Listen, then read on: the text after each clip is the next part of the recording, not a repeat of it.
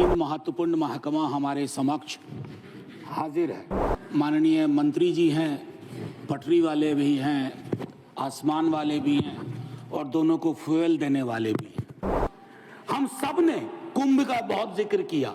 Prayagraj station पे जो पारंपरिक रूप से काम करने वाले कुली थे, उनको दरकिनार करके आउटसोर्सिंग की गई। माननीय मंत्री जी से मैंने एक दिन लाइटर वेन में आग्रह किया था कि आप अपना प्रशासनिक अमला लेके विजिट मत करो, वेश बदल करके उन ट्रेनों में जाइए। कोई आपको पहचाने नहीं कि आप अश्वनी वैष्णव है, तो आपको फर्क पता चलेगा। माननीय मंत्री जी, सर, भारतीय रेल इस देश के मन में रची बसी हुई है, उसको इतना आसमानी ना बना दिया जाए कि हमें अपने हाथ से दूर जाती दिखे।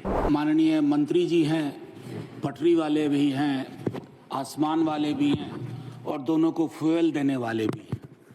तीन महत्वपूर्ण महकमा हमारे समक्ष हाजिर है। Sir, railway amendment bill pay चर्चा हो रही है, लेकिन आमतौर पे मैं देख रहा हूं कि रेलवे को लेकर के जो सार्वभौमिक चिंता है वो बिल से ज़्यादा व्यक्त हो रही है। तो मैं दो चार चीज़ें उसमें, माननीय उपसभापति जी, सबसे पहले तो हमें ये जानना होगा कि भारतीय रेल की हमारी अवधारणा क्या है। मैं 3 फिल्में ले रहा हूं। पाकीज़ा, जिसमें ट्रेन बोलती है, आप पाकीज़ा में बार बार ट्रेन का सीक्वेंस आना, वो कई चीजों के प्रतीक के रूप में इस्तेमाल हुआ है।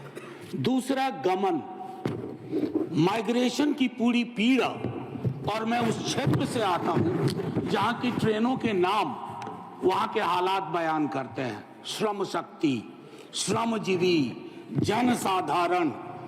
वंदे भारत अभी तक हमारी किस्मत में आया नहीं है।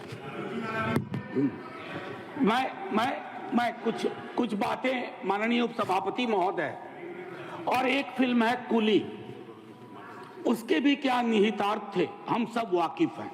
तो भारतीय रेल के साथ कम से कम इस सदन में कई लोग ऐसे होंगे जिनके जीवन के उतार चढ़ाव के साथ भारतीय रेल का ताल्लुक रहा है। मैं उनमें से एक हूं। अपनी जिंदगी के हर पड़ाव पे भारतीय ट्रेन ने मुझे सुकून भी दिया है और मुझे सोचने समझने की शक्ति भी दी है, खिड़की के पास बैठ करके। माननीय उपसभापति महोदय, ये कोइंसिडेंस नहीं है कि आज मैं सुबह बाहर अपने घर के खड़ा था, कुली मोर्चा के साथी आए और उन्होंने अपनी चिंताएं मेरे समक्ष कही। हम सब ने कुंभ का बहुत जिक्र किया। प्रयागराज स्टेशन पे जो पारंपरिक रूप से काम करने वाले कुली थे, उनको दरकिनार करके आउटसोर्सिंग की गई। पूरा दस्तावेज है सर, सौंप भी दूंगा। कुलियों को लेकर के मेरे पास इसलिए भी संभवतः आए होंगे क्योंकि लालू जी के कार्यकाल में कुली वर्ग को जो सुविधाएं दी गई वो महत्वपूर्ण है, याद करना। बाकी नव उदारवाद ने कई प्रस्तावनाएं बदल दी हैं। लोकल फॉर वोकल की हम बात करते हैं, कुल्हड़ को हमने आखिरी सलाम करके किनारे कर दिया।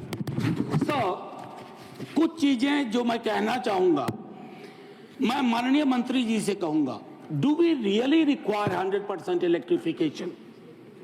क्या ये हमारे लिए सबसे बड़ी प्राथमिकता हो?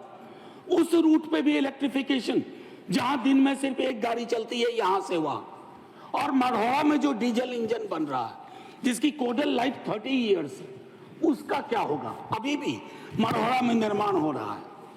माननीय मंत्री जी से ब्यूटिफिकेशन पे बहुत खर्च हुआ, अच्छा लगता है, लेकिन एंड यूजर को क्या हासिल हो रहा है खूबसूरत चमचमाती स्टेशन से? क्योंकि मैं देख रहा हूं सर, प्रीमियम ट्रेनों पे जो प्रीमियम है सरकार का, वो बाकी ट्रेनों को नहीं है सर।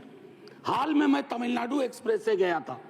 माननीय मंत्री जी से मैंने एक दिन लाइटर वेन में आग्रह किया था कि आप अपना प्रशासनिक अमला लेके विजिट मत करो, वेश बदल करके उन ट्रेनों में जाइए। श्रमजीवी, श्रम शक्ति, टीएन एक्सप्रेस, कोई आपको पहचाने नहीं कि आप अश्वनी वैष्णव है, तो आपको फर्क पता चलेगा। माननीय मंत्री जी, IRMS बनाया, लेकिन उसमें 8 सर्विस और जोड़ दी। क्या हासिल हुआ भाई? पुनर्विचार करिए, कुछ फैसले अगर बदलने पड़े, अब इसमें 8 नई सेवाएं हैं। 4 वर्षों से चल रहे सर्विस निगोशिएशन का कुछ हासिलात नहीं हुआ। मेरा मानना है कि पहले का जो रेलवे का था कि 5 बोर्ड मेंबर्स बोर्ड में जो अपना अपना डोमेन नॉलेज लेके आए, उनको उसको बहाल किया जाए। मैनुअल कपलिंग अभी भी क्यों हो रही है कोचेज एंड वैगन्स में, जिससे मौत की आशंकाएं रहती हैं? क्या हम इस परिपाटी को खत्म नहीं कर सकते?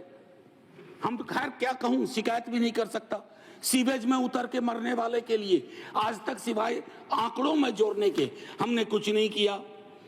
स्टाफ को लेकर के चिंता है सर। रेलवे बहुत बड़ा एम्प्लॉयर भी था, बहुत बड़ा, one of the biggest employer. और 23 में संभवतः जनवरी के महीने में यही बताया गया कि 3,12,000 नॉन गजेटेड पोस्ट खाली है। उसके लिए हमारी क्या चिंता हुई? बस 30 सेकंड और दे दीजिए जी, बस 30 सेकंड। भारतीय रेल के भविष्य का सवाल है, हमारा भी भविष्य जुड़ा हुआ है। और सेफ्टी को लेकर के मेरे कई साथी बोल चुके हैं, मैं उस पर टिप्पणी इसे पे इतना करना चाहता हूं कि जब कवच की चर्चा हुई, हमने बहुत सारे विजुअल्स देखे, बहुत तरह की बातें देखी, लेकिन उसके बावजूद अगर इस प्रकार की दुर्घटनाएं होती हैं, जैसे उसके लिए एक अकाउंटेबिलिटी मैकेनिज्म, अक्सर हम देखते हैं कि भगदड़ भी हुई यहाँ न्यू दिल्ली रेलवे स्टेशन पे, खबरें आई कि सीसीटीवी ऑफ कर दिए गए। हमें चिंता इस बात की होती है कि लोग ना जान जाए, बगैर इसके कि किस प्रकार हम इस तरह की चीजों को करें। अंत में आखिर मैं आपसे आग्रह करूंगा सर, भारतीय रेल इस देश के मन में रची बसी हुई है, उसको इतना आसमानी ना बना दिया जाए कि हमें अपने हाथ से दूर जाती दिखे। वंदे भारत से कोई विरोध नहीं सर, बहुत चलाइए वंदे भारत, लेकिन जो आपकी पुरानी ट्रेन थी जिसमें 80% आबादी आज भी सफर करती है, उन ट्रेनों की क्या हालत है उस पर भी विचार करें। शुक्रिया सर, जय हिंद।